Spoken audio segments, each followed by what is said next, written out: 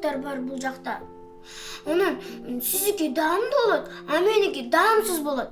Қызым, біз бір нәрселерді жазағанды білсек, албетте бардығы қызықтуу болады.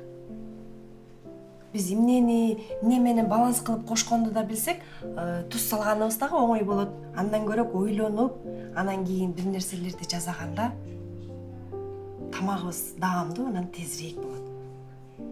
Кел, өкөз бір нәрселерді жазап көрөбүз. Ана мен саға бардығын түшүндүрүп айтып берем, мақұл сага? Ооба. Кеттик.